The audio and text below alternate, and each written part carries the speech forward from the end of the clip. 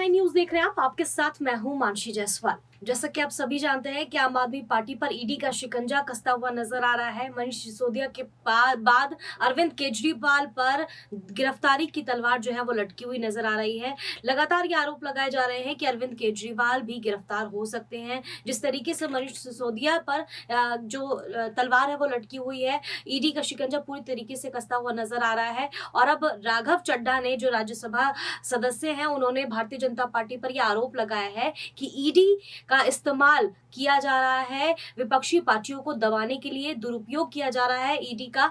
और इस तरीके के आरोप जो है राघव चड्ढा की तरफ से लगाए जा रहे हैं। आपको बता दें, राघव चड्ढा ने कहा है कि भाजपा केंद्रीय एजेंसियों का दुरुपयोग वन नेशन वन लीडर में भारत को तब्दील करने का लक्ष्य लेकर कर रही है।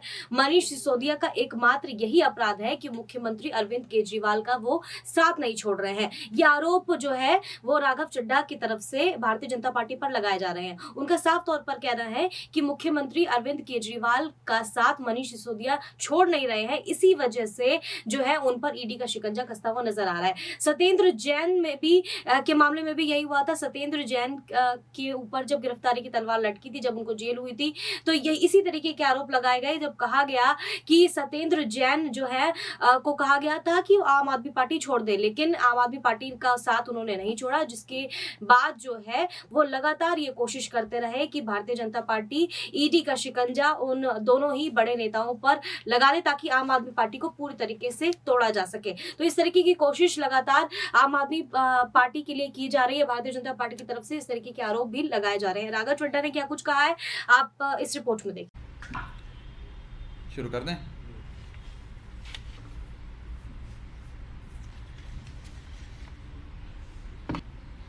अगर आज भारतीय जनता पार्टी ज्वाइन कर लेते हैं तो उन पर ईडी सीबीआई के सारे मुकदमे बंद हो जाएंगे।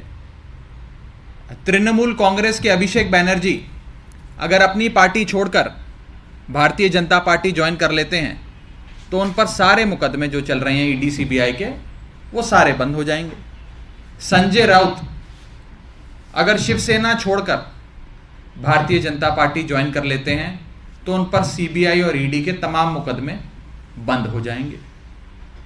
फारूक अब्दुल्ला साहब एनसी के अगर आज नेशनल कॉन्फ्रेंस छोड़कर भारतीय जनता पार्टी ज्वाइन कर लेते हैं तो उन पर ईडी सीबीआई के जितने मुकदमे चल रहे हैं सब बंद हो जाएंगे।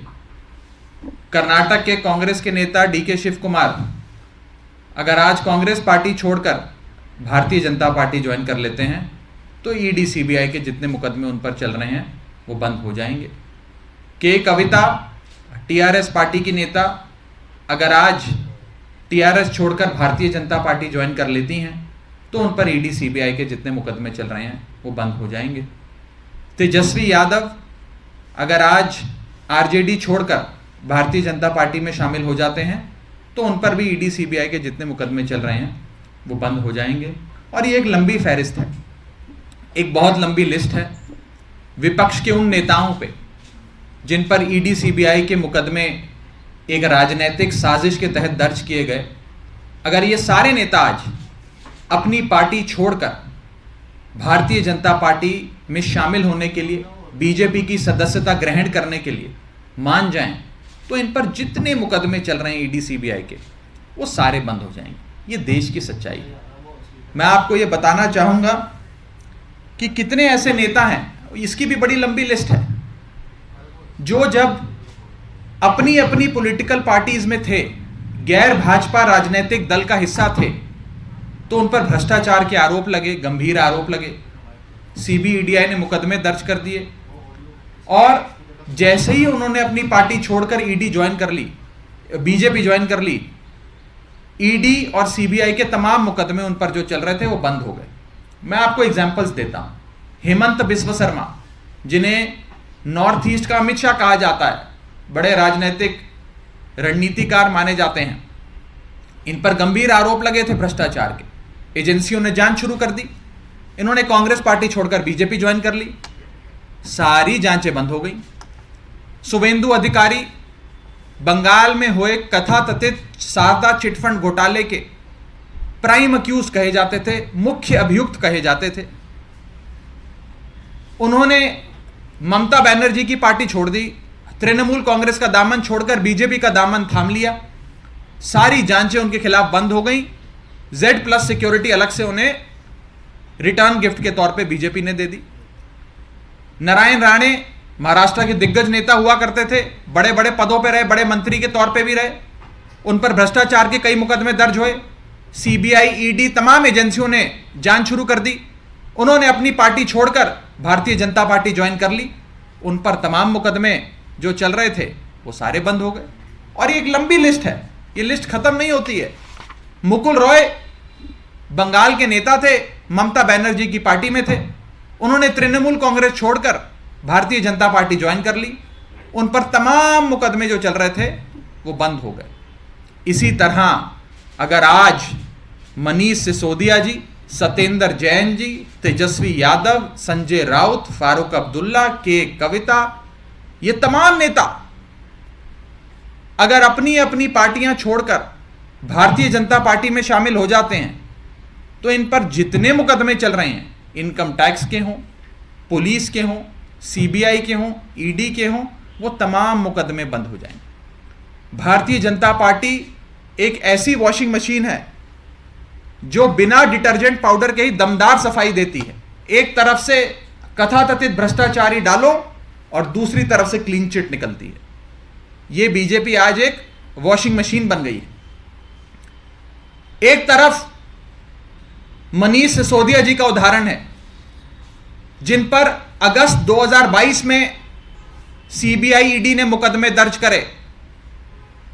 अगस्त 2022 से लेकर आज मार्च 2023 तक मनीष सिसोदिया जी के घर पर रेड करी, उनके पैतृक गांव पर रेड करी, उनकी जितनी संपत्ति है वो सारी खंगाल ली, उनके बैंक अकाउंट चेक किए, उनके बैंक के लॉकर चेक करे, उनके घर परिवार के जितने जेवरात हैं चेक करे। एक नया पैसा, जिम्मेदारी से कह रहा हूं, एक नया पैसा भारतीय जनता पार्टी की एजेंसियों को नहीं मिला। लेकिन फिर भी आज मनीष सिसोदिया जी को राजनीतिक कारणों के चलते ED और CBI ने पकड़ के जेल में बंद कर दिया। और दूसरी ओर भारतीय जनता पार्टी के खुद के कर्नाटक के विधायक, आज से कुछ ही दिन पहले एक रेड में उनके घर पे 8 करोड़ रुपए नकद कैश मिला। Unaccounted ill gotten illegal wealth worth 8 crore rupees was recovered. क्या उनकी गिरफ्तारी हुई? कोई गिरफ्तारी नहीं हुई। क्या उन्हें जांच में बुलाया गया? कोई जांच में नहीं बुलाया गया। और कोर्ट से इन एजेंसियों ने अपने ही बीजेपी के MLA को बेल तक दिलवा दी, एंटीसिपेटरी बेल दिलवा दी। क्रिमिनल जस्टिस सिस्टम का एक लौता ऐसा उदाहरण है कि कैश की रिकवरी होने के बाद, रंगे हाथों पकड़े जाने के बाद, 8 करोड़ रुपए की नकद राशि के साथ पकड़े जाने के बाद उस इंसान को जेल में नहीं बंद किया जाता, उसे ED और CBI कोर्ट से बेल दिलवाती है। उसके बाद उसका खूब स्वागत होता है। हजारों लोगों की जन समर्थन रैली करवाकर, जुलूस निकालकर, रोड शो निकालकर उस शख्स का अभिनंदन किया जाता है। क्या फर्क है मनीष सिसोदिया और इस MLA में? मनीष सिसोदिया साहब के घर पे एक नया पैसा, एक फूटी कौड़ी नहीं मिली, लेकिन बीजेपी के इस विधायक के पास 8 करोड़ रुपए मिले। लेकिन आज मनीष सिसोदिया जेल में है, बीजेपी का यह विधायक कर्नाटक का जेल में नहीं है। बस मनीष सिसोदिया का एक ही अपराध है कि मनीष सिसोदिया ने अरविंद केजरीवाल और आम आदमी पार्टी का दामन थाम के 18 लाख बच्चों की जिंदगी बदलने का काम किया। और बीजेपी ने जब जब कहा हमारी पार्टी में शामिल हो जाओ, मनीष सिसोदिया ने कहा मैं जहर खाना पसंद करूंगा, लेकिन भारतीय जनता पार्टी में शामिल होना पसंद नहीं करूंगा। यह अपराध है मनीष सिसोदिया। मैं आपको बताना चाहूंगा CBI की कार्यशैली। CBI ने पिछले 8 सालों में 2014 से लेकर 2022 अंत तक जितने मुकदमे दर्ज करे, उसमें से 95% मुकदमे विपक्षी दल और विपक्षी दल के नेताओं पे दर्ज करे। फिलहाल इस खबर में बस इतना ही। देश और दुनिया की तमाम बड़ी खबरों के लिए हमारे चैनल को सब्सक्राइब करना ना भूलें। देखते रहिए नेक्स्ट टाइम न्यूज।